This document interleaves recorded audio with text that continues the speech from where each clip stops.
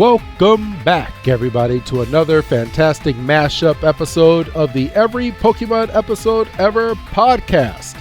I am one of your hosts, Professor Chris G, and on the other line with me is my friend that's batting an average of 1-0. It's good old Dougie Fresh. Dougie, my man, how you doing? You know, I'm not too bad, other than the fact that it was a little warm today, and it's kind of trying to decide if it's going to storm now, so it's just kind of been all over the messed place, up. right? And it was that muggy kind of warm, too. It wasn't just warm, it was thick. Yeah, how did you go on your walk today? Did you sweat it out? Think so. I said yesterday was the hottest day, and today, like I say, it's a different type of heat, because yesterday it was like legitimately like in the 80s, but it was sunny 80s and there was a bit of a breeze. Today it was just like 80 and it was just hot humidity and it was just ugh. Yeah. It's almost summertime now. It's almost summertime. We got how many more days? So we got A couple weeks, I think. Yeah, 17 days until summer. So. And then it'll be hot until September, probably.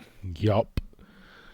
But outside of that, I know people are kind of clamoring now. And they want to know, what the fuck did we just listen to last week?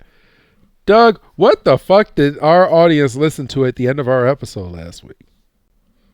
Well, as long as you didn't forget to do anything, they should have listened to the trailer for the Pokemon Adventures manga audio drama that we are getting ready to put out Release on your candy asses. Yes. I'm excited to release these, bro. And so people are probably wondering, I guess some of the common questions that we're probably going to end up getting is, what is this? So we're legitimately reading the Pokemon manga. We have people that are going to be doing voices for the characters in the manga, and we're going to make it into something that you can listen to as an entertaining episode in your head through your headphones or however you're listening to our show. And it's going to be on YouTube. It's going to be here on podcast form. It's going to be anywhere that you get podcasts. And it's going to be a weekly audio drama that we're planning on doing going forward. We're doing a lot of it on the back end, and hats off to you. You're doing Blue's character, and one of our good friends, Scotty, is going to be voicing Red in this. Yes, and he's doing Red. He's doing Professor Oak. Yeah, he's doing a handful. The voice. He's doing the voice of Dexter. I mean, there's, I'll toot his horn because he's not here. There's been entire chapters where it's just been him. Yeah. And, like I say, my hat's off to him because, it's not easy. It's not easy. I mean, I'm sitting here playing the producer role, and I'm exhausted for him when he's finished. Mm-hmm.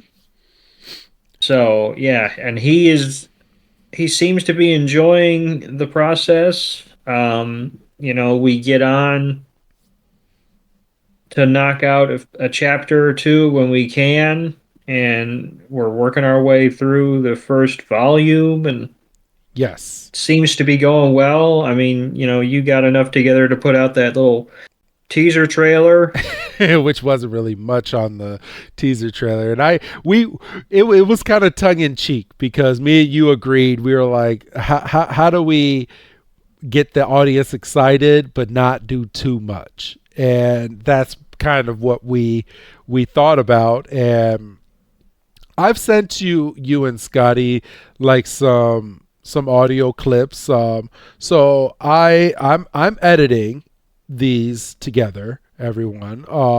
So not only are they're doing the voices, I'm doing the editing, and we're we're trying something new, and we're not going to officially put it out until the full volume one is complete.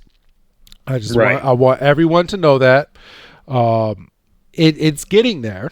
It is getting there. It will be released sometime this summer. On the free feed, you're going to get these as one chapter per week, is the way that we're going to issue them out on the free feed, which will be 17 weeks worth of content. Well, no, I would say 16, because I think the first week that we drop it, I'm going to drop the first two chapters on the free feed. Sure.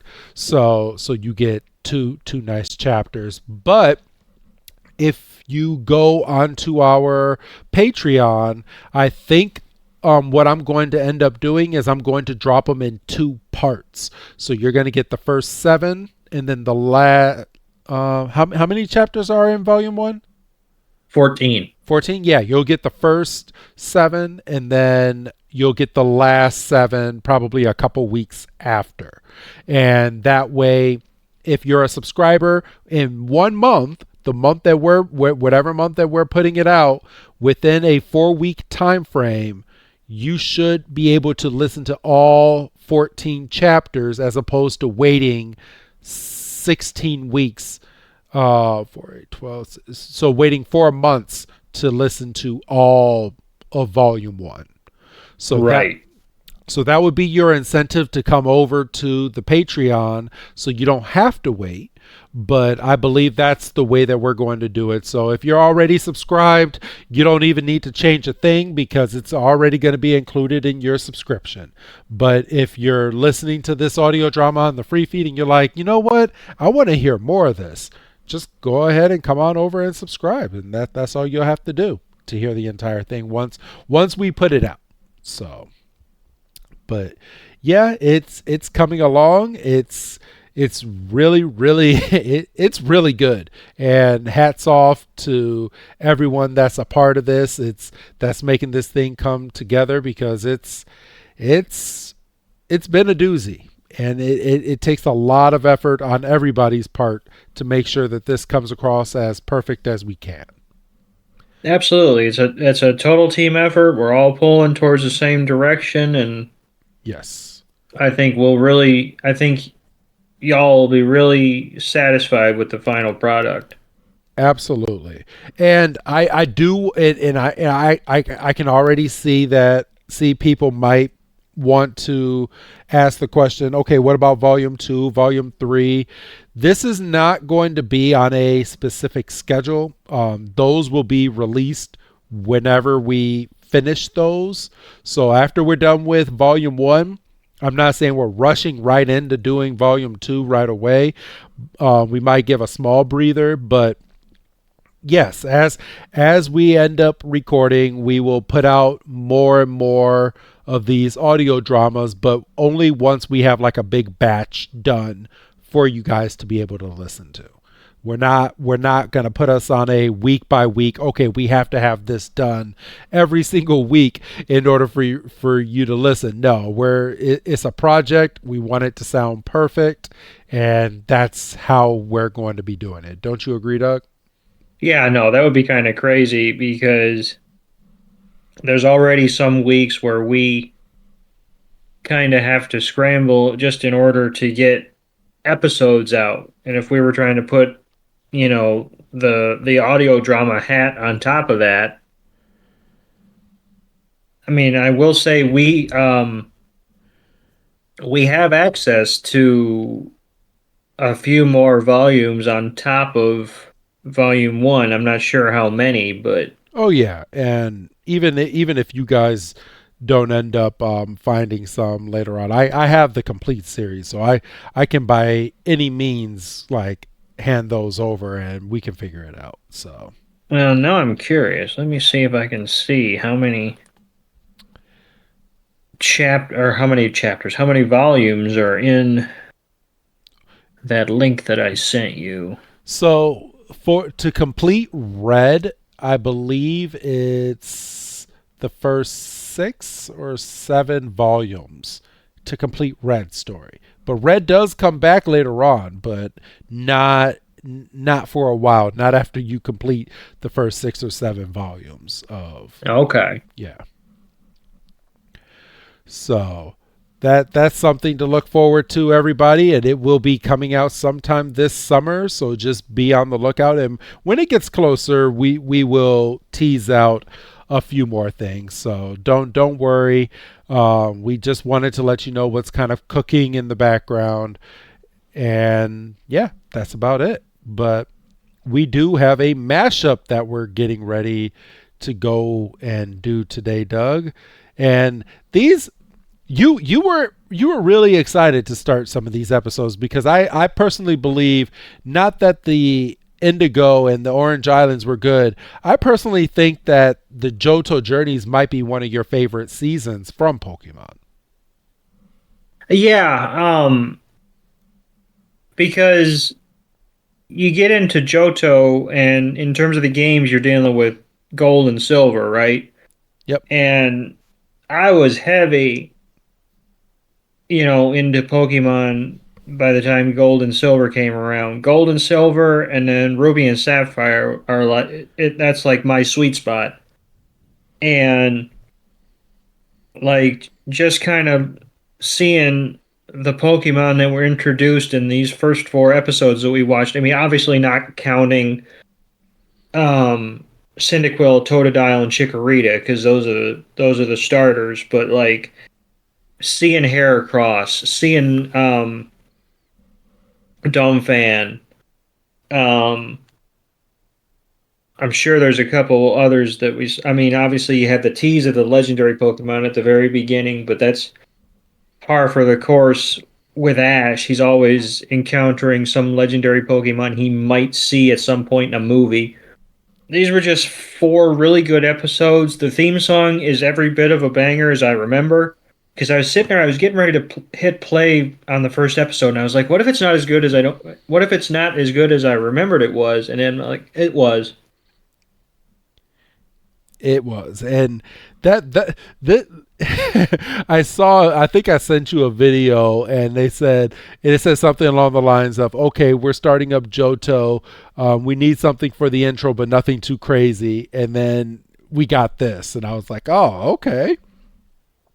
Like that song slaps. I mean, I'm still privy um to the original theme song, but this it's a whole new world we live in, and it's just like, and then all the 3D graphics and all the new Pokemon that you're seeing on here, it slaps. And see, and they made sure to get all these new Pokemon in this intro.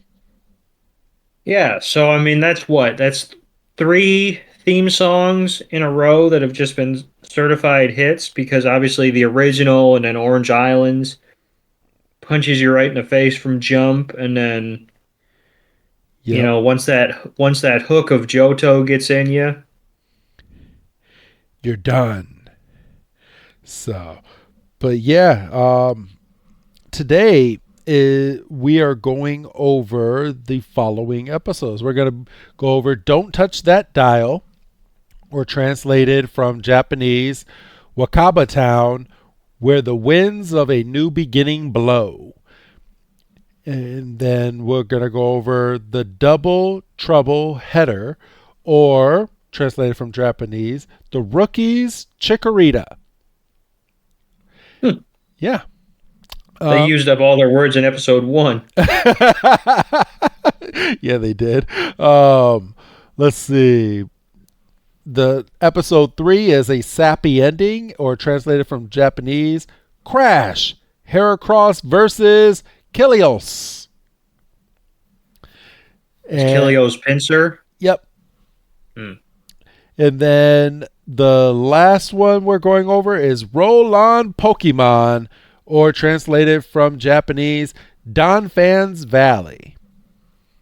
So Donfan is in the Japanese translation. Yep. I'll be dipped. Yep. Donphan. So these episodes, the first one we're going over debuted October 14th, 1999, and here in the States, October 14th, 2000.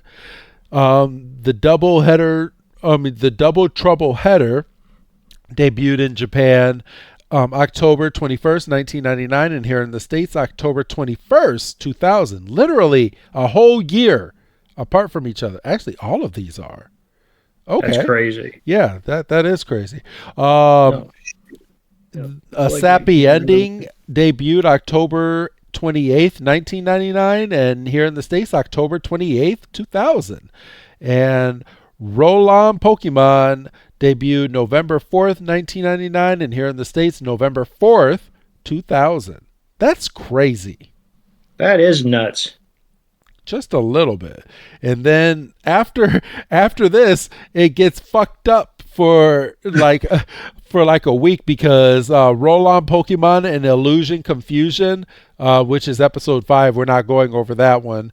Both of those debuted here in the States on November 4th. So now we're like a week apart in all the rest of these going forward, all because they wanted to freaking debut it on a different day. Actually, the next few weeks we got, okay, so they were trying to catch up. So Right. 4 and 5 debuted on the same day, 6 and 7 debuted on the same day, and 8 and 9 debuted on the same day. And then so we must have been getting 2 episodes of Pokemon per day. Okay, yeah. Well, more than likely, because you're still dealing with that WB block. Yeah. So it looked, yeah, that's exactly what's going on here as I'm going down. So yeah, this was when you had that morning Pokemon episode at 7 a.m. and then you waited until like 10 or 11 a.m. to watch the next episode. And they blocked all those other cartoons in between it. And I still don't understand why they do that. I mean, now if you do a block, usually it's back to back, so you get them all done in an hour. But it's like, no, you watch the first one, and then we'll leave you on a cliffhanger, and then we'll leave you sit there for 3 hours while you watch Batman and Freakazoid and All these, Animaniacs might have been in there. yeah. And I mean, they did it so they could boost the ratings of the other shows to try to grab the Hmm. kids. That's what Pokemon was. So it was a ratings catcher because everybody Because ended you up know, because you know they had like Pikachu and maybe at that point you had like a Totodile and a Cyndaquil running throughout the commercial like the breaks in between shows, and it's like, oh, don't forget to come back at 11:30 or whatever. for a new episode of Pokemon. So I really want to know what the ratings for some of these were, but That would be interesting to track down. yes. But yeah, that's kind of that's kind of it. We're gonna get ready to start going through these episodes now. Out of these episodes, Doug, I do have to ask: is there a favorite episode out of the 4 that we're doing today? And Oh boy. I think I might know which one. I'm gonna guess that it was episode 2, the Chicorita episode. Was probably your favorite. Why? Why? Because I like sports? Yes, because you like Yeah. sports. Yeah, fuck. Am I right? I did like that one. I knew I, it. I did like that one, but like at a certain point, you're sitting there and it's like, okay, so this is literally just 22 minutes of baseball puns. Yeah. Um, but I did like episode 3, but that was cheating because it's like, oh, here's Ash's first catch of the Johto region. Like, so that would be like the trivia answer. Who was Ash's first Pokemon in Johto? And everybody would immediately probably go, oh, Totodile or whatever one of the starters he ends up getting first. Nope, he got a Heracross. Nope. Yeah, I was about to say he got Heracross. And of course, he didn't catch it. Of course, Heracross was like, I'll come with you. He did catch it. He did not catch. Ash literally said, "Heracros chose me." I mean, so, but he still caught it. Was that not his Pokeball?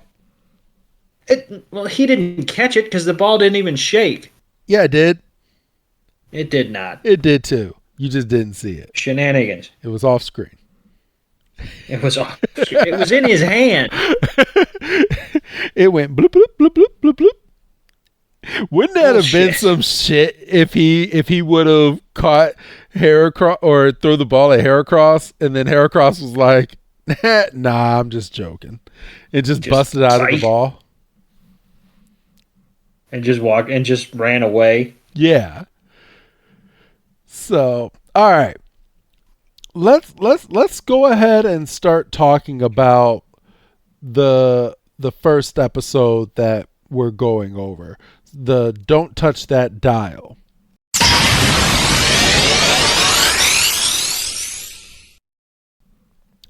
Because this episode, we started it and they know how to grab you in Pokemon. Because when they started this episode, boy, there was a mist going around. We find out that the mist is a mysterious Pokemon because Ash has been having the group walk around in circles for a while. Huh? What, Pikachu? Yeah, that branch looks familiar. Ash? You mean...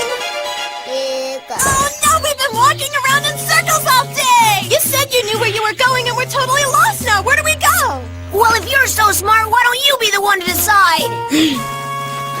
That's a good idea. I'll find a way out of here. And we find out that it's none other than Suicune.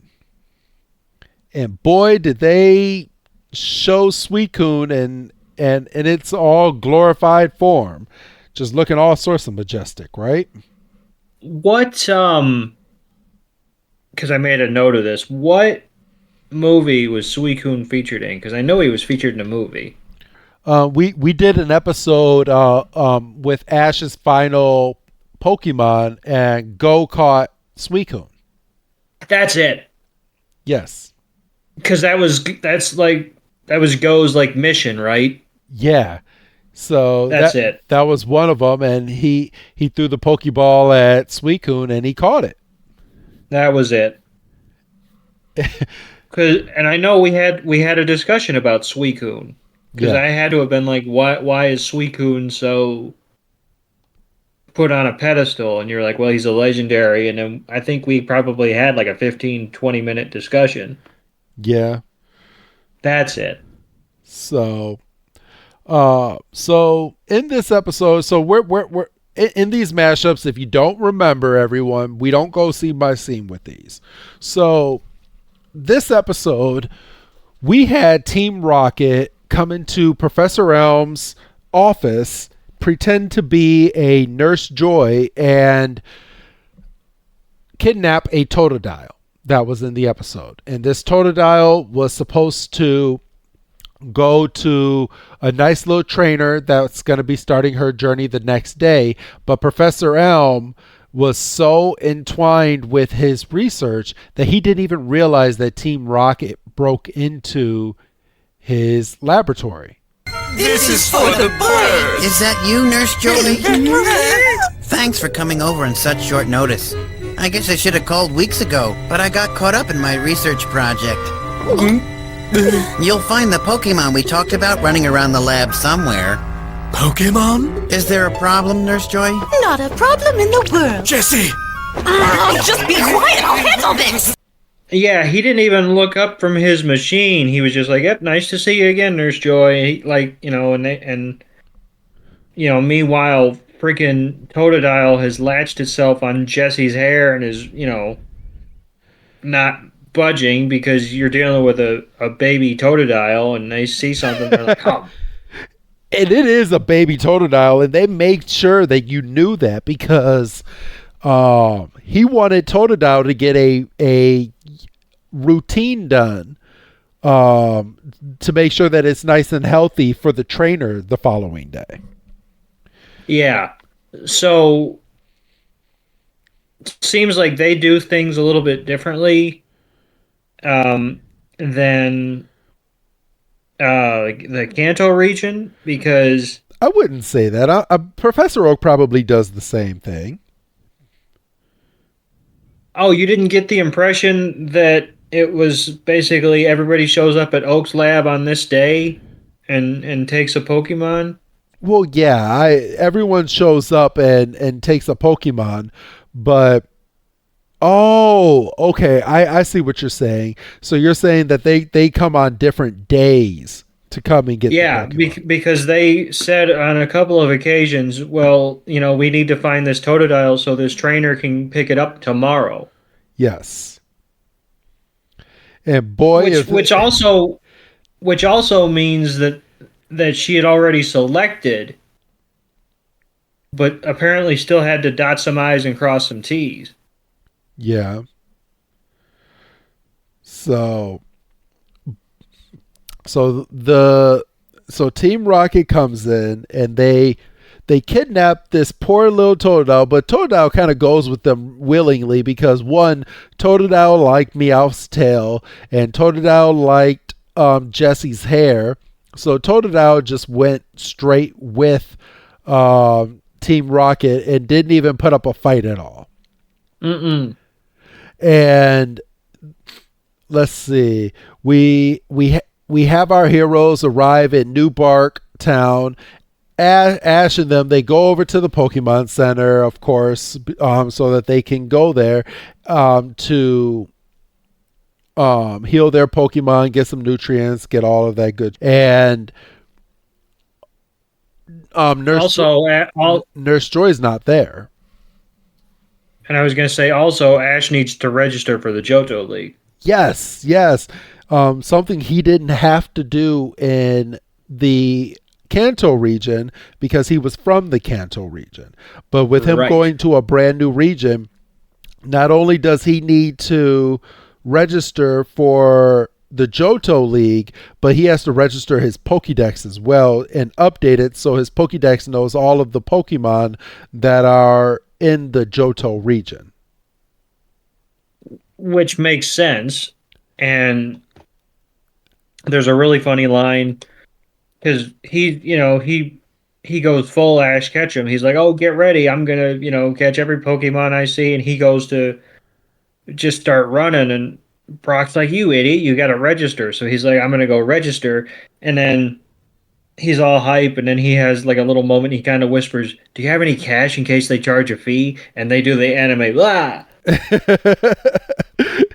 You don't pay for anything, silly.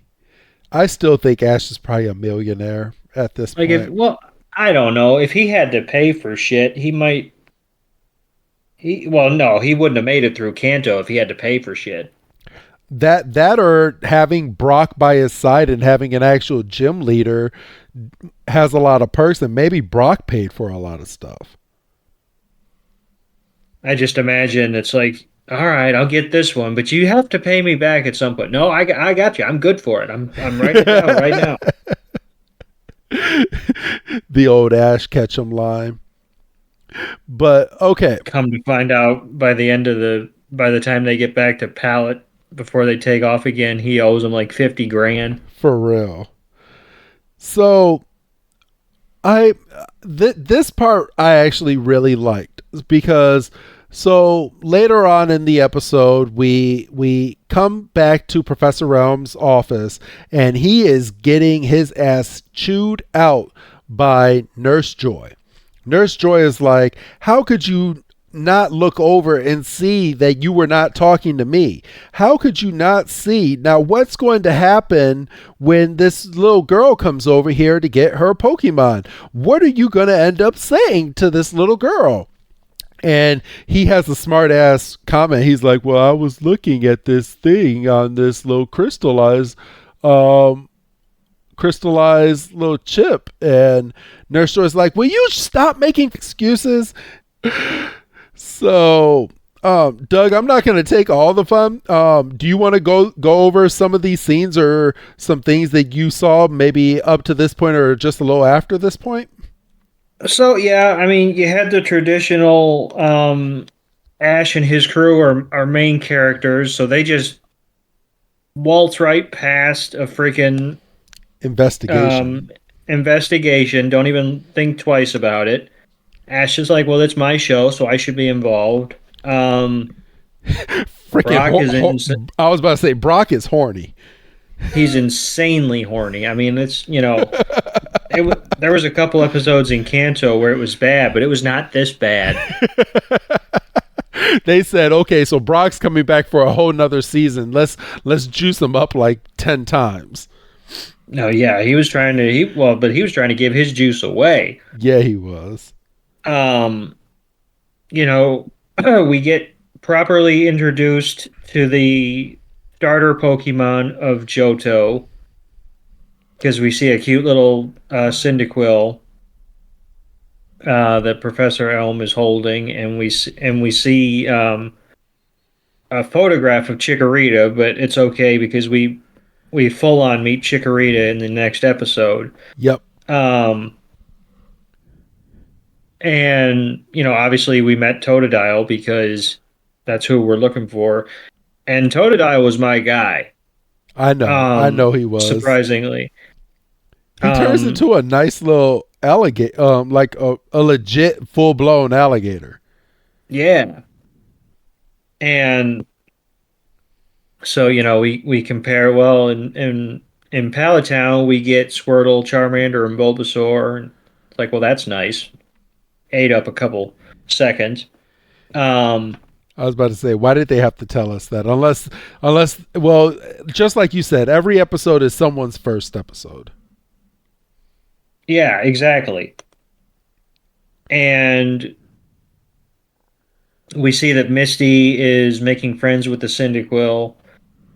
Once again, kind of implying that these starter Pokemon are babies because this Cyndaquil is just loving being tickled.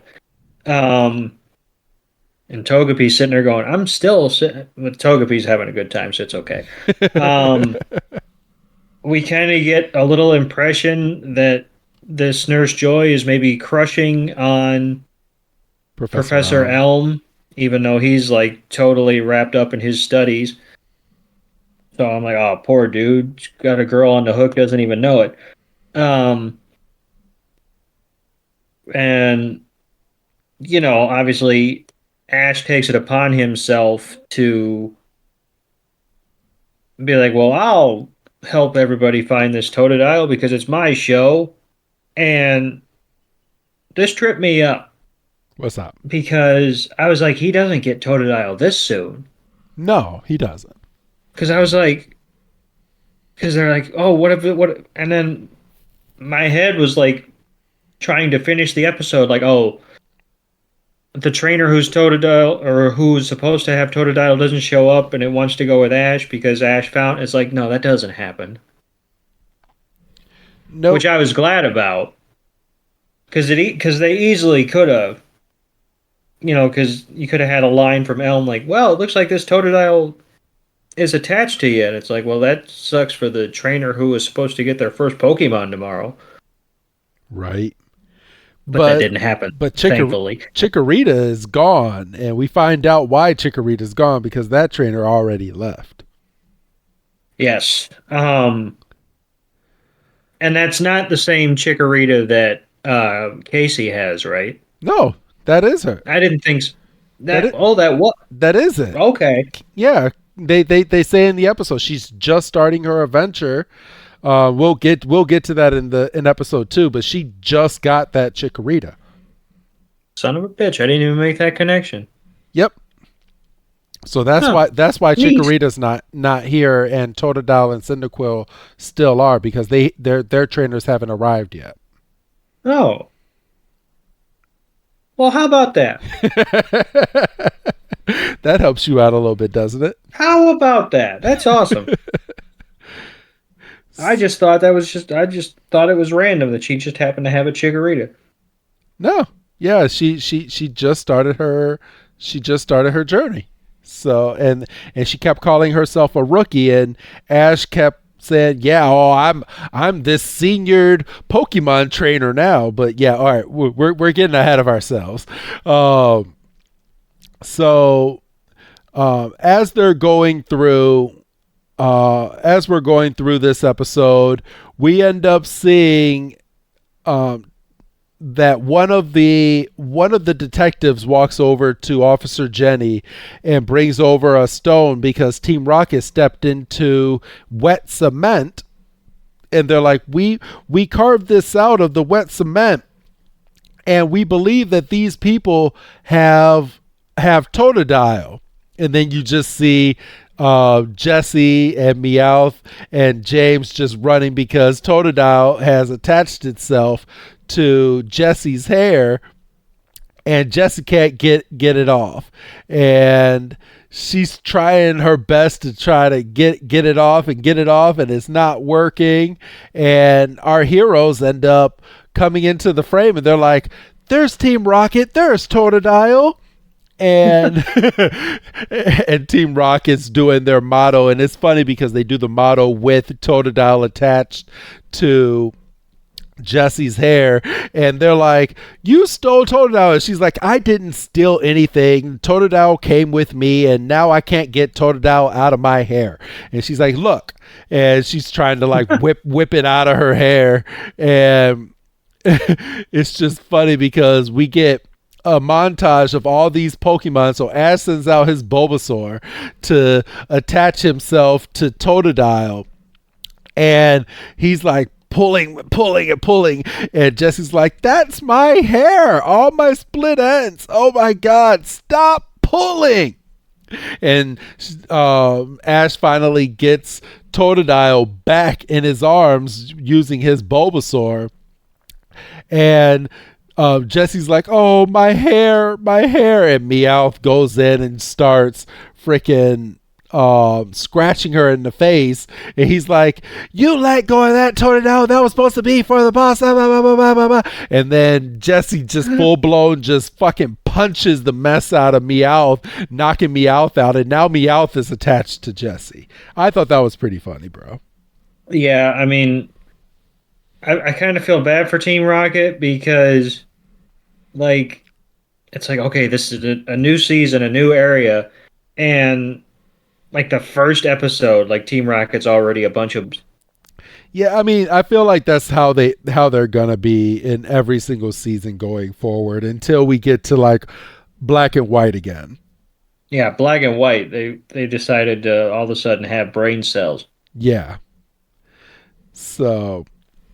But yeah, we have a nice scene of Officer Jenny and Team Rocket battling, and Ash sending out all of his Pokemon and getting Team Rocket to blast off again.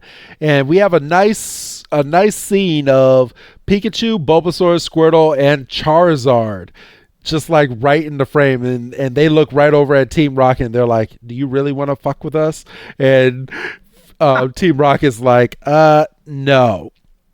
And Totodile, being a little level 5 Totodile, does its water gun on Team Rocket and blasts them off. How weak is freaking Team Rocket? I'm telling you, man, they apparently they could get beat by preschoolers, apparently, because, yeah, you hit the nail on the head. That Totodile is a baby Totodile. And I don't even think it should have water gun. I don't think you get water gun right off the rip, do you? No, you don't. But, I mean, I guess with Totodile already learning water gun, maybe Professor Elm helped out this Totodile. I have no freaking idea. You know what? What's up? I'm gonna kind of rationalize it as, because you and I were talking yesterday. I can't remember if we were on the show or if it was either before or after we hit record, because we were talking about the game, and it's like, okay, so you start at level 5, but you win your first battle and you immediately go to 6. Yes. So in my head, that Totodile had been out and about and kind of got exposed to Real kind of life. the elements, and maybe it got a level or two just from running around with Team Rocket. You know what? that would be the new trainer's luck of getting a Totodile that's been trained a little bit. But could you imagine the trauma that Totodile probably went through? Like it thinks in its head that it's going to get a new trainer all the time because that's what it's been exposed to already. Well, but crucially, Totodile has not been caught. True. Because this entire time we've seen Totodile, we have not seen Totodile come into or come out of a Pokeball. That's right. Well, it has to have been caught because Professor Elm has to give it over to a trainer. I understand that, but well, then how does that work when you start a game? Because technically, Professor Oak has to give you the Pokemon. Yeah, but they're already inside of the Pokeball. Right, but what I'm saying is we haven't seen Totodile interact with his Pokeball in this whole 22 minutes or whatever. You know what? You're not wrong. He was hanging out in the lab, and this whole time he's been on Jesse's hair, and I just paused it at where the hell am I? 2:32, and he just asked Nurse Joy for uppies. So Yeah. he has yet to interact with a Pokeball. So I imagine when his new trainer shows up tomorrow, she'll be like, Totodile return, and he'll be like, hooray! I finally get to sleep inside of my Pokeball. Which apparently, from going through Horizons yesterday, we find out are like luxury studios. Yes. So, okay. But we end up ending this episode with Ash talking to Professor Oak, telling him that he made it over to the region. Having Professor Elm start talking to Professor Oak again to kind of catch up on things. Ash finishes registering for the Johto League, and off he goes onto his journey. He gets no new Pokemon. Honestly, Ash probably could have run through a lot of these gyms by using a lot of his first gen Pokemon, and probably didn't have to struggle as hard as he's going to in some of these episodes. Well, so I'm trying to think here, and I didn't really put this together. Okay. So in this episode, we see Pikachu. Yes. And we see Squirtle, Bulbasaur, and Charizard. Yes. So he's got 4 Pokemon. So if we use the traditional 6 Pokemon at a rip, he's got 2 spots. In episode 3, he catches Heracross, so he's down to 1 spot. Yes. But then again, I think we have to have the discussion of, does Pikachu count? Yes, Pikachu does count because he still has Pikachu's Pokeball. And he's going to end up getting rid of Charizard at some point because Charizard's going to go over to that Dragon Valley. Right. And then he's going to be getting rid of Squirtle pretty soon because Squirtle's going to be going to the to that academy place with all the other Squirtles and War Turtles to be a fireman. Right. So that's going to open up 2 more spots. One for Totodile, one for Chicorita, and he still has 1 spot open as well for Cyndaquil. And I was going to say he's got to replace Charizard, and it wouldn't be an anime if Ash Ketchum didn't luck into all 3 starters. So Pisses me off. The only way we could do that in the game is by freaking getting a Ditto and and having fun. And having fun, basically. Well, don't say it like that because people are going to think we're sick. Well, that's how they did it. Well, you know that and I know that, but somebody might not know that. Well, you see, people. But yeah, that was the first episode. That's Don't Touch That Dial in a nutshell. And nice play on words because dial is Dile and Totodile and all that good stuff. So, but yes, now I'm going to have you start this next episode, bro. with let's see, the double the double trouble header. And I'm going to have you start this one because this was a funny and good episode. Yes. So if Pokeflix would cooperate with me, I was smart enough to mute the intro because that intro hits you in the face if you're not careful. I know, right? It might have gotten through a little bit on the first one, but Not that second one, boy. yeah, you catch me slipping. But here, I can start it off. So we start off. Yeah, if you could start it for me, We start off with our heroes. They're leaving New Bark Town, and they're on their journey over to the first Pokemon gym, and they come across a young little girl, and she's training her Chikorita on the field by having Chikorita swing its leaf around on its head, and that's where we finally get Chikorita. We find out that she has just gotten this Chikorita, and Chikorita is now getting ready to battle a Rattata, and she's calling out Tackle and trying to weaken up this Rattata, and she has Chikorita go in and just tackle the mess out of it. She takes her Pokeball, she winds it up, she throws it like a baseball, and in goes Rattata. And she's in some funky looking outfit, and if your feed is good now, bro, I'll let you go ahead and start talking about what's going on here. yeah. So, this trainer kind of gets the shaft because, I mean, obviously she has Chikorita, but and we find out that it's not her first catch. Her first catch after Chikorita must have been a Pidgey. Yes. Because we'll find out here in a second.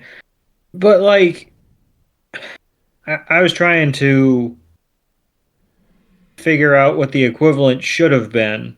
Like what were the What was the What were the equivalent abund- of a Pidgey? It was Hoot Hoot.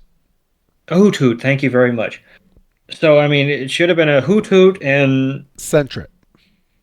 well, see, there you go. You knew what I was asking for, and Yep. you know, no, you get a Pidgey and a Rattata.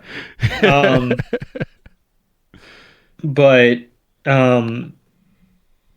she realizes that she's been watched this whole time, and she gets up ahead of steam and she runs to Ash, and you think, oh my God, she's gonna hit him or she's gonna, but we find out that she's in love with Pikachu because it's yellow. Yes. And why is yellow her favorite color, you might ask, Doug? because she roots for the Electabuzz baseball team. And she says her dream Pokemon lineup is all yellow Pokemon, and we get this nice little screenshot. And if I can find the right spot, because it's obviously she'd like an Electabuzz. There's an Elekid, which I think is our first like proper introduction to the pre-evolutions. Yeah, a Beedrill. A Beedrill. And Electabuzz. Oh, so that was it. Okay, cool. Yep. Pikachu, Electabuzz, Beedrill, and Elekid. And obviously, I mean, it would be silly if she didn't include Elekid and Electabuzz because that's like her favorite mascot. Yes. But she's like, oh, it's an honest to goodness Pikachu because, Kanto specific. And Ash is an idiot. Why is he an idiot? Not an idiot. Not an idiot. He's just a jerk. Because Are you talking about the battle? I'm talking about the battle. Oh, geez, yes. He wasn't that. This was a dick move. But honestly, this is some shit I would fucking do. I mean, but Okay, I'll help you out here. This little girl gets so mad, and she's talking about the Electabuzz baseball team, and Ash is like, yeah, they're the worst baseball team ever. The Electabuzz will get creamed by teams like the Magikarp and the Starmie. You quit saying bad things about the Electabuzz. They're gonna beat everybody. The Electabuzz couldn't beat an egg. Oh, yeah? And what about all the great hitters that are on the Electabuzz? Those guys aren't hitters. I've seen better swings on a playground. And he's just saying all these smart ass comments to this girl, and he's getting his zingers in because Misty made a meal out of busting his chops every chance she got, and he's just happy because the shoe's on the other foot for once. Yeah, and so he's sitting here getting all his one-liners in and getting this little girl so mad. She's so pissed off. And she's like, okay, you know what? I'm going to Pokemon battle you. And he's like, okay, fine. And she's like, I have a star team, and you know what? I'm going to beat you. And so it's a 3-on-3. Yep. So she sends out Chicorita. And then Ash is like, you know what? All right, fine. So he said, well, who does he send out? He sends out Charizard. And this little girl.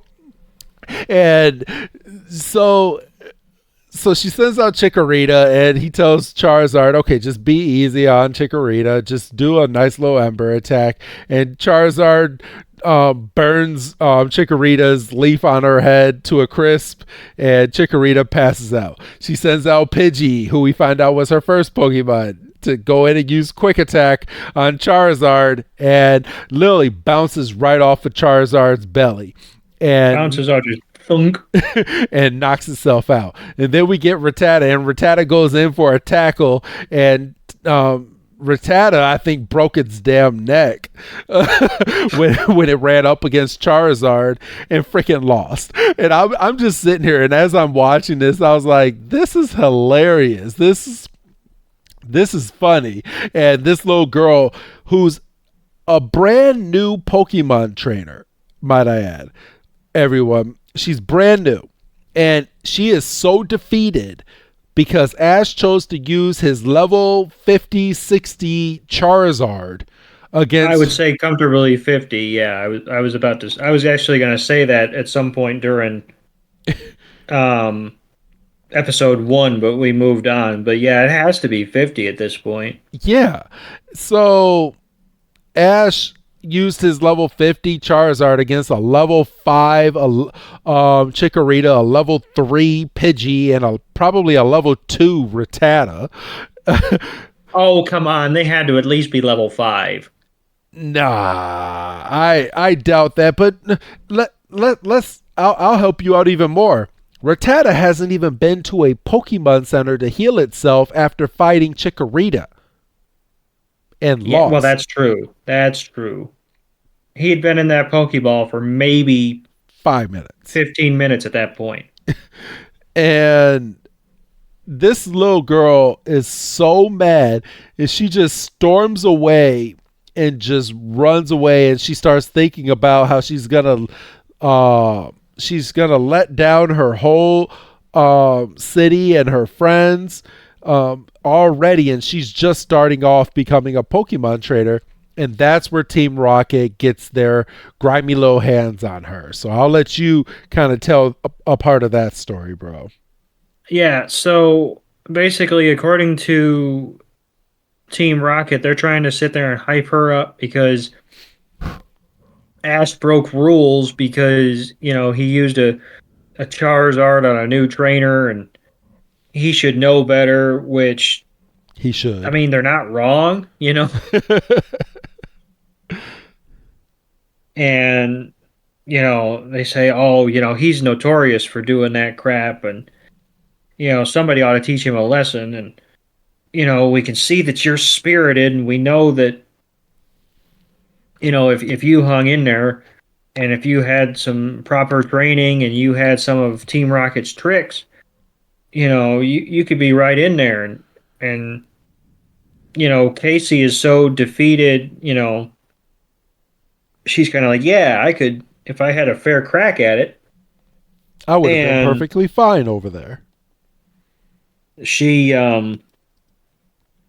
she gets up the courage and she goes and finds him, and we have a flashback of, I can't remember if this was before or after she runs into Team Rocket, but we see her getting her like royal send off, and everybody's got the Electabuzz gear. So we kind of see like why her head is so Big. inflated, Yep. because it's like my entire family is counting on me, and I just got housed. It's like, yeah, you got housed, but you got housed with a Pidgey and a Rattata you've had for 5 minutes. And a Chikorita who hasn't even had time to get the good attacks yet. It knows tackle, sand attack, and vine whip. And Vine Whip. But she's like, yo, I'm gonna go find that Ash Ketchum and I'm gonna get him. And Team Rocket's trying to butter her up because they're wearing Electabuzz gear as well. And pardon me. So she finds him and she's like, I want a rematch. And they're on like a baseball stadium. And there's a mechanical Electabuzz cheering section. Which is going into the Team Rocket budget. I mean, what is the budget? I mean, I feel like those three eat up easily over half of the budget without even thinking about it every day. Yes. So this time, Ash chooses Pikachu because why would you go with what worked the first time? And Pikachu gets a dose of Chikorita's like sleep powder,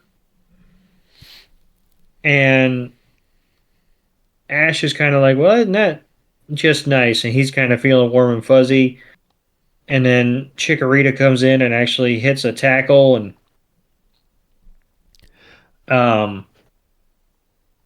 I do think it's pretty cool that Team Rocket's looking on and they painted their faces blue to go so they can look through the scoreboard and not get noticed. I did think that was a nice little touch.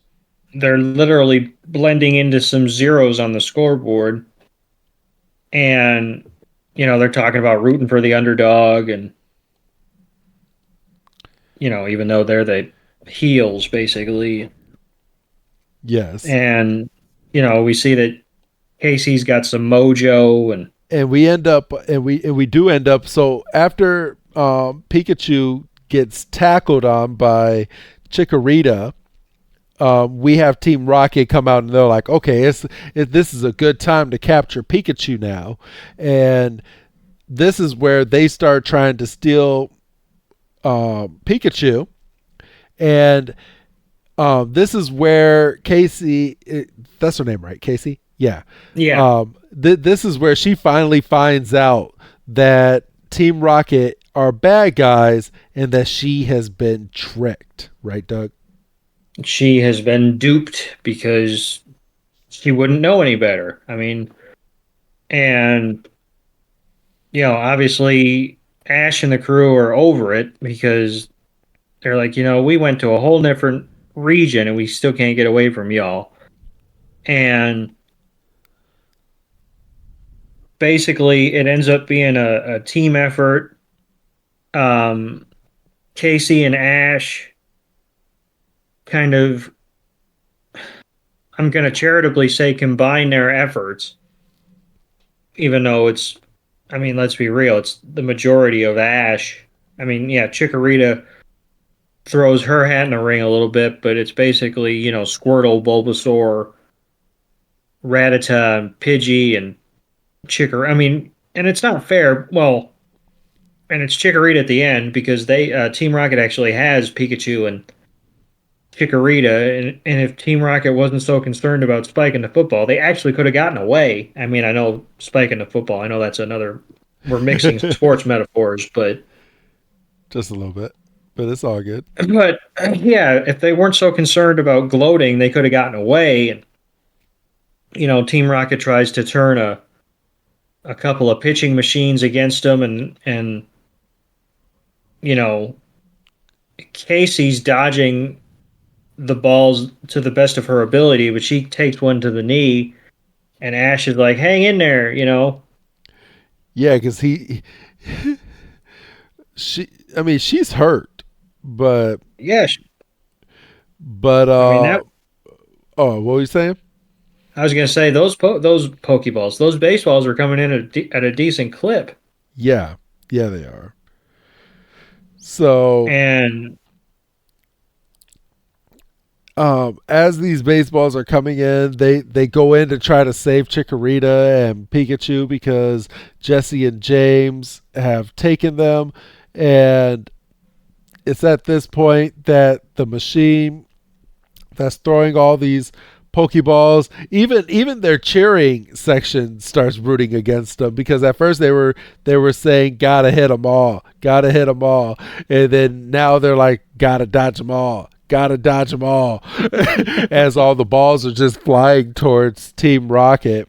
And the only reason that their machine is broken is because they had to be greedy and try to grab the remote from Meowth, even though Meowth was the one that was supposed to be using the machine. So they're fighting over the controller, and the controller breaks, and then all these baseballs just start flying everywhere.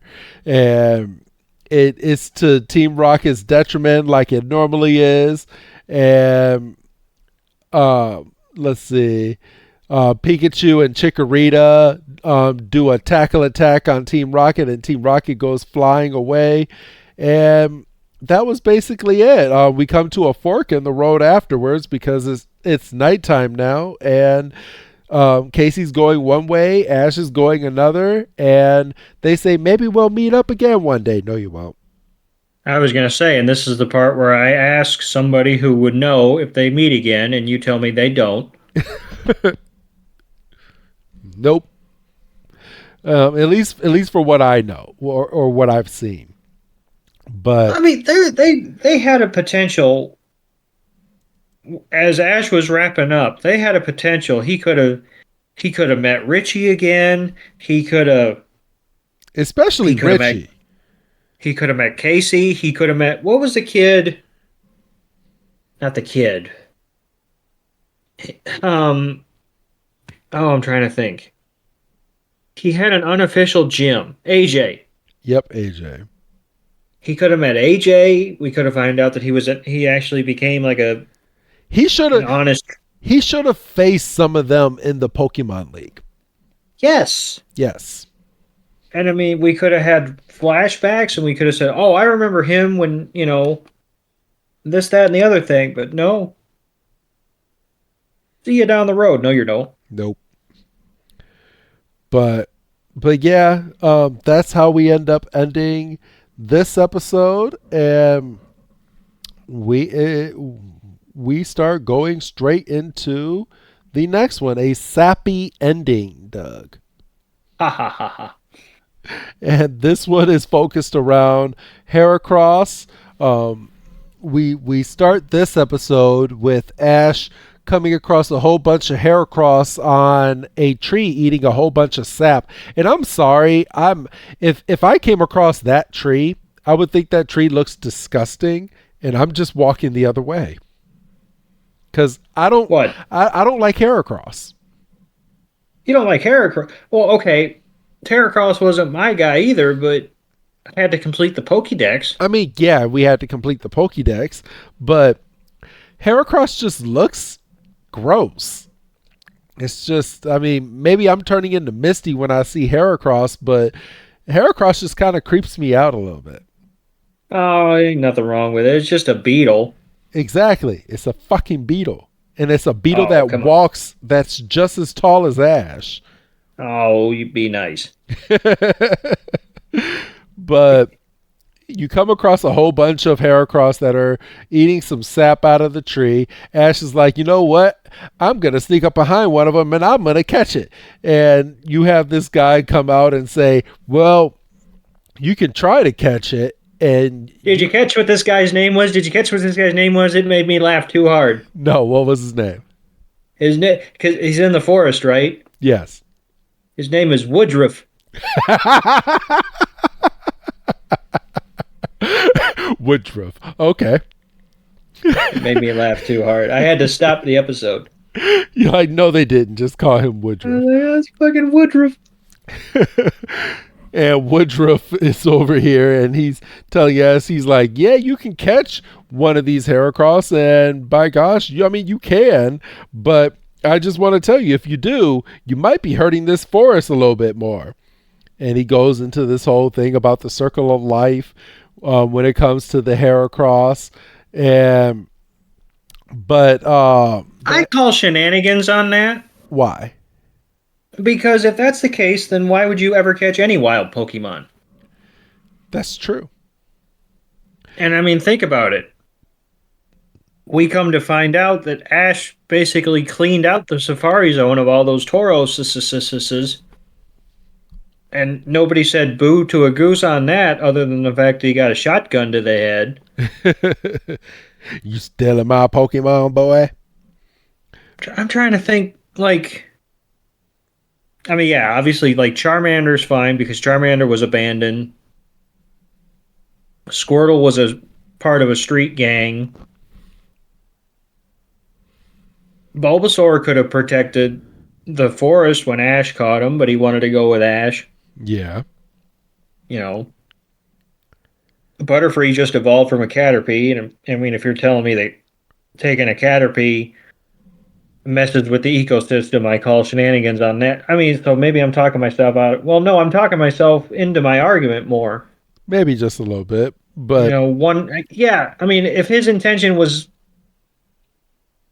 actually to clean out all the Heracross from that tree, maybe, but I think he would have just been happy with one of them. But he did say, I'm going to catch those Heracross, so I don't know.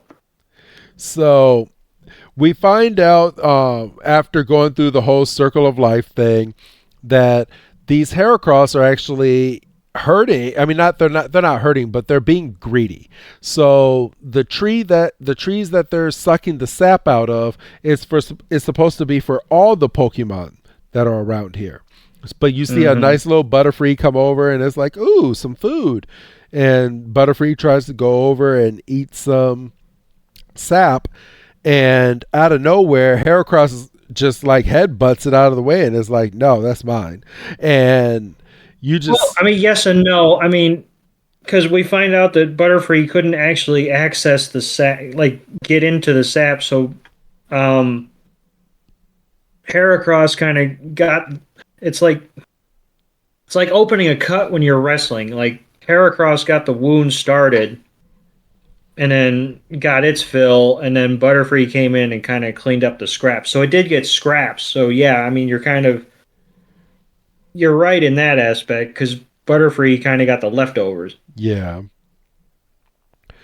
So, and then you have all these Pinsir come into the frame, and Pinsir's moving the Heracross out of the way, and they're like, no, this tree is mine now. It's mine. And it becomes this whole thing where the Pinsir are running the Heracross away because Heracross are too scared to go up against the Pinsir. Heracross, we find out, are pacifists. Yes. And one of the Heracross couldn't get away quick enough, and it starts getting attacked by all the Pinsir that are coming over to this tree. And it takes Ash and his Bulbasaur to like vine whip all these Pinsir off of the damn Heracross. I mean, if this was me, I would have started catching these damn Pinsir, but that's just me. I would have caught a Pinsir, and I don't know if I would have caught that Heracross. No, I wouldn't have caught that Heracross because that Heracross is showing that it's weak. Why do I want you? Well, you don't. Ash did, because he said, new Pokemon. It's my Pokemon. And thinking about it, and I mean, I know I shouldn't keep going back to episode 1. I'm really glad he didn't try to put his foot down and say, well, I've been with Totodile all day. I can take this Totodile now. I could take this Totodile and nobody would be any the wiser except for the poor girl whose first Pokemon it was supposed to. Anyway, Yeah, I'll keep going. I'll quit going back. I promise. It just kind of it bugs you. Ash bugs me. Ha! But Ash saves Heracross. Heracross from all the Pinsir, and he starts going on this nice little walk with Woodruff as Woodruff is telling him about the area. And Brock is like, hey, don't look behind you, but I think we have something following us. And of course, Ash is like, oh, it is. It's Heracross. So Heracross is following them on their journey. They come across a specific not a fork in the road, but they come across a bridge that was perfectly fine according to Woodruff last week. And this week, the bridge is all broken and it's fallen through. So there's no way from one side to the other. But Heracross is like, the hell there's not. And this Heracross freaking takes a tree and pushes it and makes a bridge out of a tree. And oh my gosh, Misty almost dropped her damn Togepi off of this damn ledge because she didn't want to go across. And Togepi's like, oh, we'll be fine. And why don't you tell what happens here, Doug? Well, yeah, and you're 100% right. She would have been because we've found out that Togepi is fearless. Because it's a baby. Because it's a baby. It doesn't know any better. So Togepi goes and is walking on the tree, saying, Misty, don't be scared, let's go. And Togepi's dancing on it, and Togepi misses a step and literally starts to roll off the tree branch and almost hurt itself by falling all the way down into the water. So Misty has to run over, grab Togepi, and she's at this point, she's like, well, I'm already here, so I might as well continue to go. So she doesn't want to cross this tree trunk, but she has no choice as of this point. And I mean, it's a doozy of a drop, so I mean, you're better to just chuck it up and grit walk. your teeth and go through it. I mean, easy for me to say. I'd be shitting bricks. I know you would. I'd be like, I'll go around, or Bro, I would have been sitting on that thing and I just would have scooted my way all the way across. That's what I mean, there's a little bit of a rope kind of situation, so hell no, there's not. That thing is broken. I ain't Well, I guess trusting it that. is. I ain't trusting that rope. yeah, I guess I just wouldn't have looked down, I guess. But But easier said than done. It's like, don't look down. What do you do immediately? You look fucking down. Heracross crosses the bridge too, but stops to eat a little bit of sap out of the tree that it knocked down because it's already dead.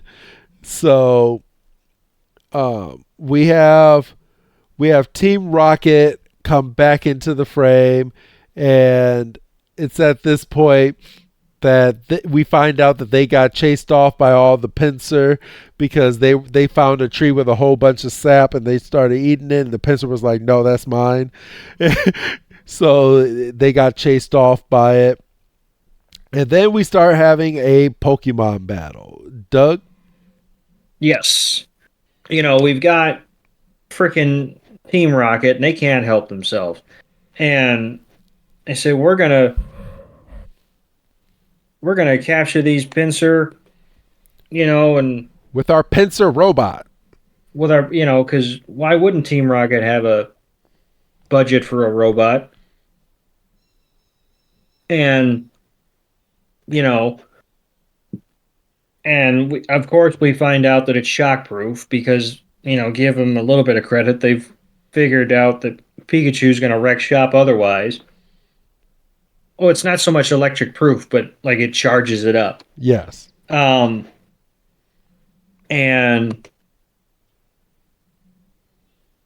this is when friggin' Heracross, because Heracross hasn't stopped following, since the bridge or whatever. And, because Ash is trying to be like an environmentalist because he's like, my new buddy Woodruff told me that it's bad to pillage the forest, even though I was about to catch 27 Heracross for no damn reason.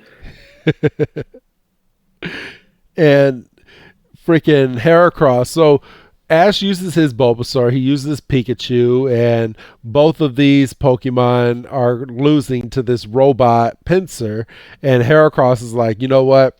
I'm gonna go in, I'm gonna step in, and it's going toe to toe with this Pinsir robot. And Team Rocket is trying to fight it. They can't. Heracross picks up the Pinsir robot, throws it into the air, and when it falls back to the ground, it falls to the ground and it explodes. And when it explodes, Team Rocket is blasting off again. And so apparently we find out that Heracross is like hella strong. World's strongest man strong. It's at this point that all the Pinsir see what had just happened here. We find out that the Pinsir can mingle with the Heracross, and the Heracross can mingle with the Butterfree and all the other bug Pokemon that are over here. And Ash is like, okay, well, it's time for me to start going over to go get my first badge. And then Heracross comes over, I want to travel with you. And Ash is like, do you really want to travel with me? And he's like, yes. And then Ash is like, so what is, how the fuck is this any bit of struggle? Because it is. Pokeball doesn't move 1 single inch once Heracross goes into it. Correct. Not even the customary 3 shakes. Because Heracross knew that they were linked. Duh. They were linked. Yes. No, Heracross was just the runt, and Ash was too Pokemon blind.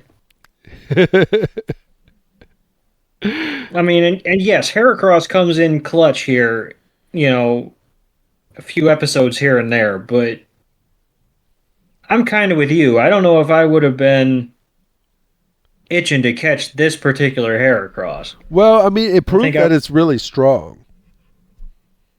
Yes, but it's still a nerd. I mean, so? What's wrong with a nerd? We're nerds. Oh, okay, well, now you're changing your tune. Because you were calling it ugly. Yeah, I mean, because I'm just not a fan of it. But if I needed to complete my national dex, then I'm going to complete my national dex. I'm surprised you didn't say, well, I could catch it and just release it. It would still go into my Pokédex. I mean, it would. Yes. So, but that was the end of that episode. But we still got one more episode to go. Right, Doug? Yes, and this episode was frustrating. Why? Because Ash forgot the fucking rules. Well, okay, he forgot them / didn't know them, but also didn't care to find out. I mean, we'll get into it here in a couple seconds. Yeah.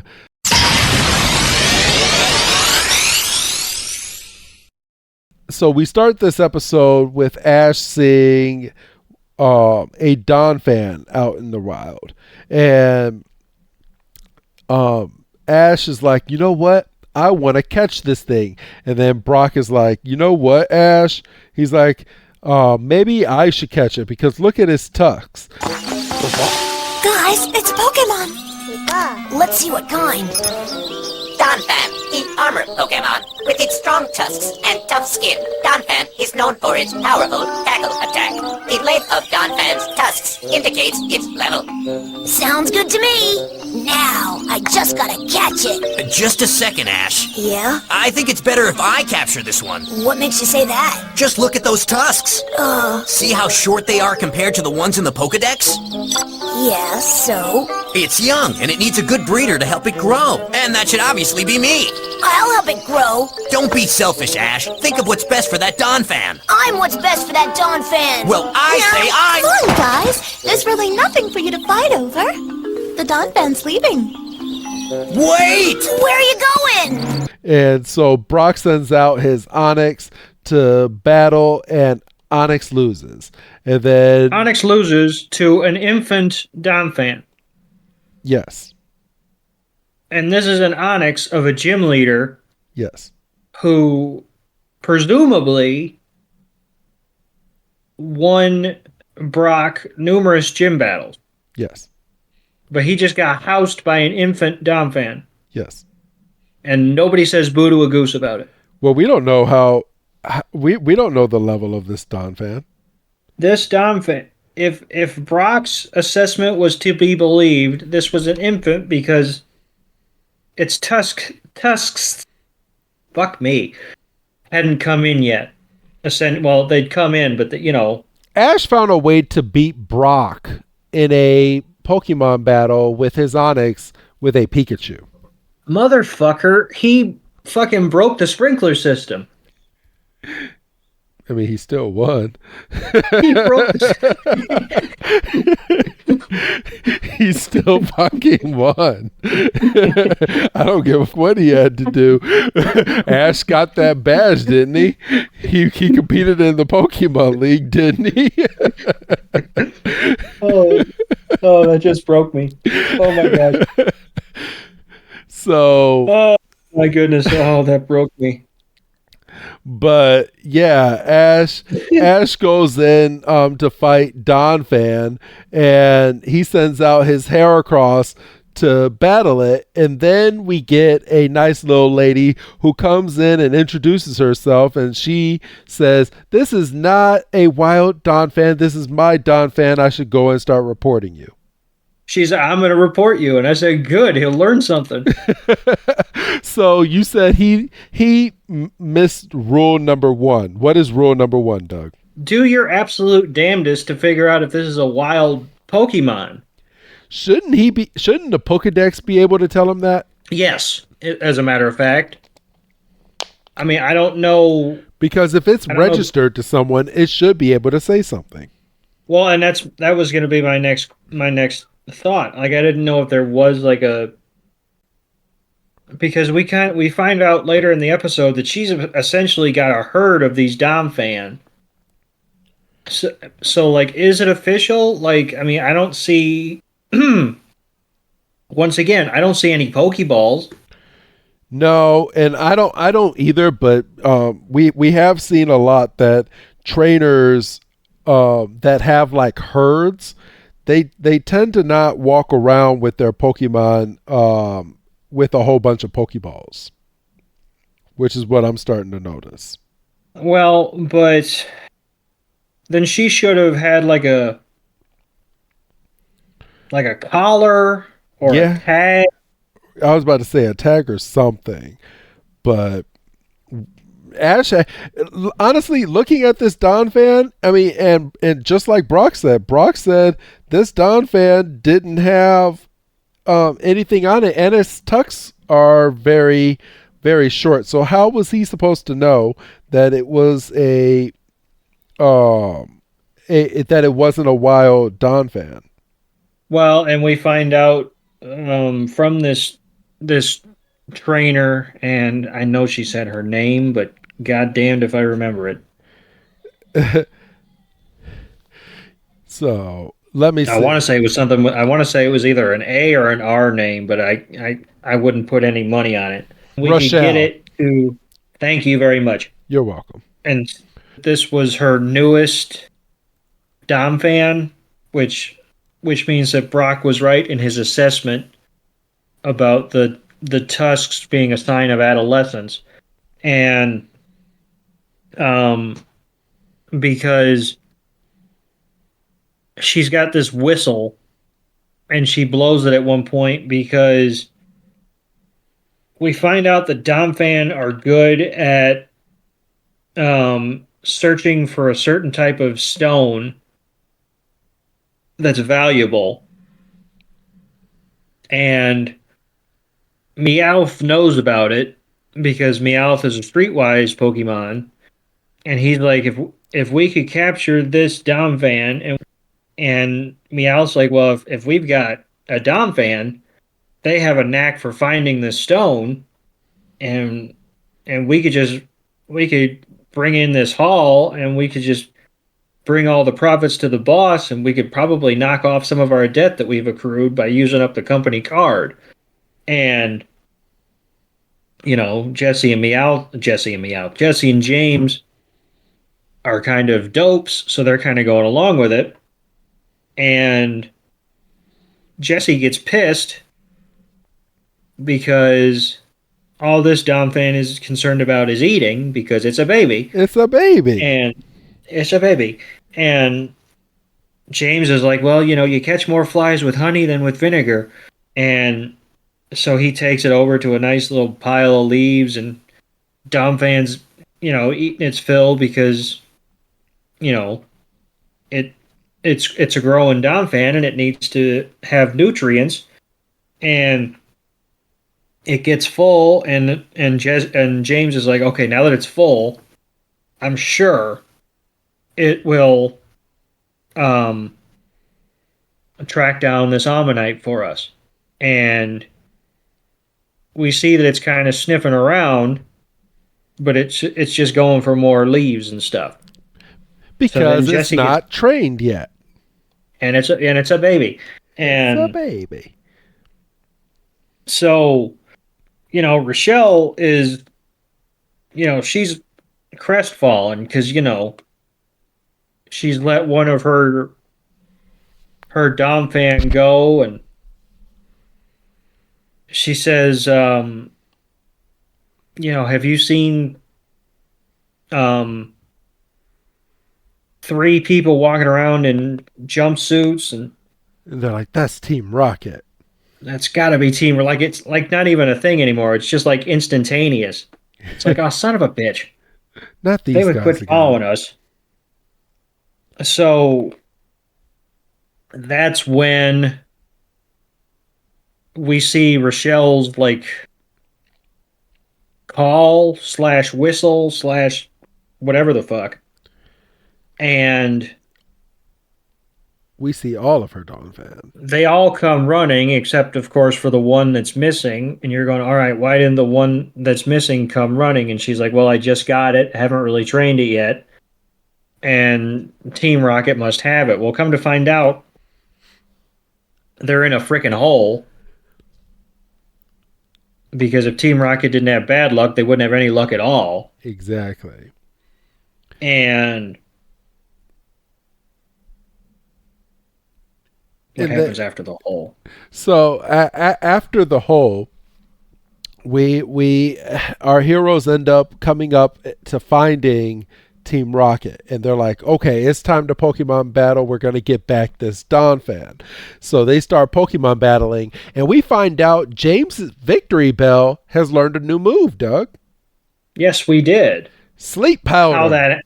How that happened, we don't know, but yeah, his Victory Bell knows freaking sleep powder now. And because Onyx grabs Victory Bell and starts squeezing the life out of it, and Victory Bell's like, nah. And just starts using its sleep powder all over Onyx, and Onyx is like, okay, night time. So it's at this point that Misty finally uses her Poliwag. We haven't seen Poliwag in a while. For real. I mean, granted, she hasn't had Poliwag forever, but it's still nice to see him pop up. Exactly. Ash is really starting to train his Heracross, and he uses his Heracross to start fighting this Victory Bell, and Victory Bell is done. Arbok comes out. They thunder shock the mess out of it. Team Rocket goes flying away, and they save Donphan. And now Donphan is let's see. Rochelle's like, would you like to see how I've trained one of my more senior Donphans to find Ambernite? And they're like, yeah, of course. And she's like, okay, so follow me. So she brings them over to a really, really tall like hill, and Donphan sniffs Rochelle's Amber and it's like, okay, I remember this. And it starts putting its nose up in the air and it starts sniffing around. And it's like, okay, this way. So it starts walking a certain way and it comes over to a portion of the hill. It rams its head into it and out comes falling some rocks. And in the rock is the Amber, which is pretty freaking nifty. It is pretty, and I mean, I reckon she's pretty comfortable for herself. I mean, she's got a whole herd of them. Yeah, and we did find out earlier in this episode that Amber can basically be sold for crap ton of money. And we had some people in like a daydreaming sequence go, man, if I had a Donphan and I was able to get Amber I'd be rich. And so what?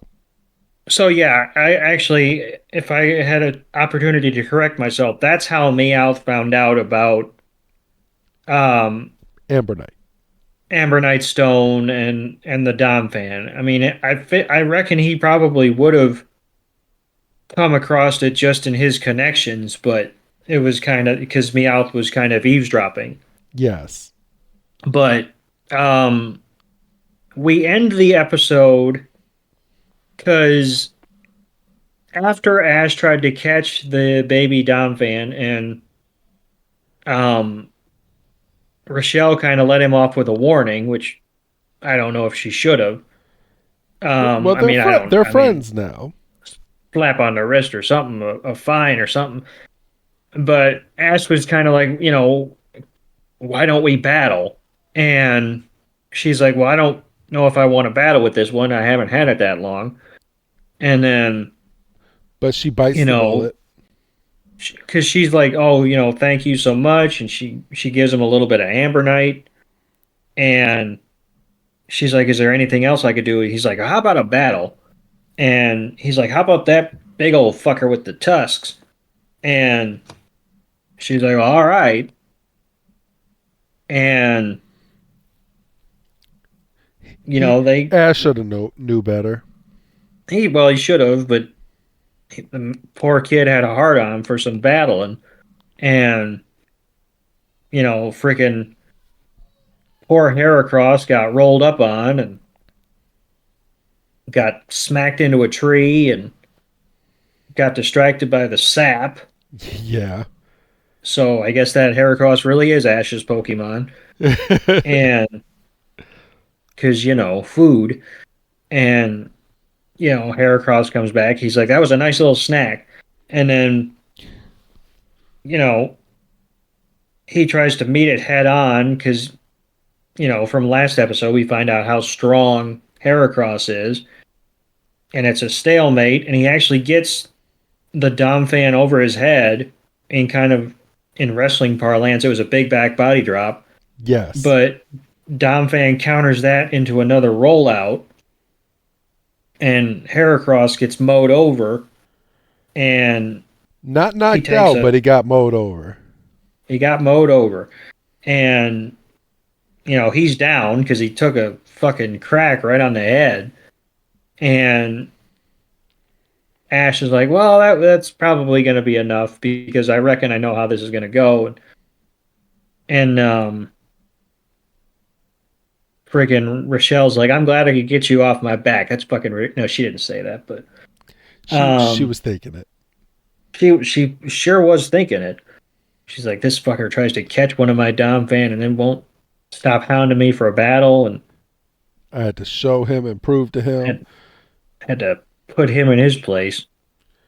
But yeah, so that's basically how we end up ending this episode. Brock is heartbroken because he wanted Rochelle to just stay with him forever, but that wasn't going to happen because she has obligations back on her farm, and Ash is leaving without a Donphan.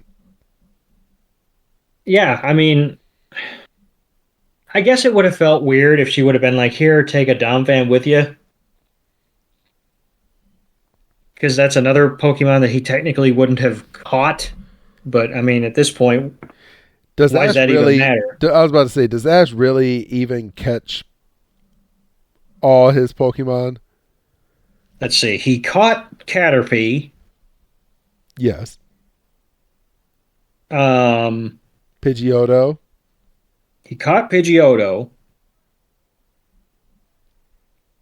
Um, Charmander, Squirtle, and Bulbasaur were basically given to him, and he had Pikachu. He gave away. Let's see. He technically caught Krabby. Well, not technically. He caught Krabby. Yeah. He caught Muck. He caught a Mesotauros. So yeah, he's caught a few. He's caught a few. All right. So I still don't like his methods, but because he doesn't have methods. No, he doesn't. But all right, but yeah, that's how we end up ending this episode. Now let's go back and start rating some of these, Doug. So I'm going to. So for the first episode, Don't Touch That Dial, what would you give that episode? That was probably. I would give it a 4. I was gonna say I don't think I could go any further than a 4. I mean, it was the first episode of a new series or a new season, however you want to look at it. And it was a nice introduction into this league that they're getting ready to go into. Totodile was cute. Professor Elm was funny. Brock was mega horny. Yeah. A four is fair, I think. Okay. What about the double trouble header? I'm never gonna get that one right. For me, probably a 4.5 because I did appreciate the baseball puns, and you know, I did like Casey as a character. Team Rocket was almost smart for a couple minutes. Okay. So yeah, I would say 4.5. I would give it a solid 4. I did like the episode, and it was good to finally see like the trainer that had the Chicorita that wasn't in the first episode, and her training methods and all that. So that was pretty cool. What about? Well, that's another reason I'm boosting that up because I didn't even make the connection that was the trainer. Yep. And what about a sappy ending, Doug? I don't know if this is going to be popular, but I'm thinking 3.5. And the only reason it's a half is because he did end up actually catching a new Pokemon. Okay. But I was thinking about like between a 2.5 and a 3, but I'll boost it up to about a 3. Yeah, I mean, if he hadn't have caught it, it might have been a 3, might have been a 2.5. But I just, I think you have to kind of rate the first episode where he actually gets a Johto Pokemon. I think that has to count for something. Yes. And then what about Roll On Pokemon with the Donfan? I think this was kind of as filler could be. I was going to say this was weak.